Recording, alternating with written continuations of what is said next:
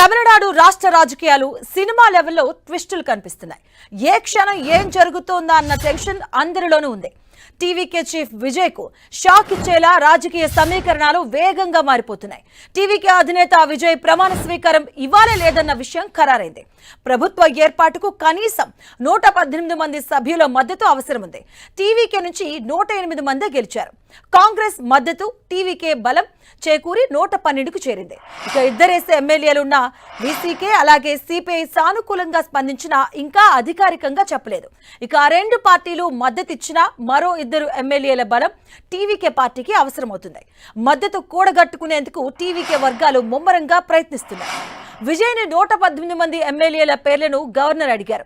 దీంతో ప్రమాణ స్వీకారానికి తేదీ సమయాన్ని గవర్నర్ నిర్ణయించలేదని ప్రచారం జరుగుతుంది.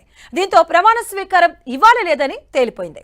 ఇక ఎన్నికల ముందు వరకు బద్ద శత్రువులుగా ఉన్న డిఎంకే అన్నా డిఎంకే పార్టీలు ఇప్పుడు ఒక్కటయ్యే పరిస్థితులు కనిపిస్తున్నాయి. ద్రవిడ పార్టీల మనుగడకు ముప్పు వాటిల్లకుండా ఈ రెండు పార్టీలు కావాలనే ఆలోచన చేస్తున్నాయి. బీజేపీ కాంగ్రెస్ మినహా చిన్న పార్టీలతో కలిసి ప్రభుత్వ ఏర్పాటు చేయాలని మంతనాలు సాగిస్తున్నాయి.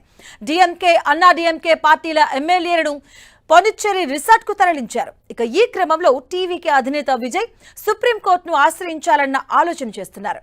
మొత్తానికి తమిళనాడులో ప్రభుత్వ ఏర్పాటు అంశంలో ట్విస్టుల పరంపర కంటిన్యూ అవుతుంది. క్లైమాక్స్ వచ్చే వరకు ఎప్పుడు ఏం జరుగుతుందో రాజకీయ విశ్లేషకులు కూడా సరిగ్గా అంచనా వేయలేకపోతున్నారు.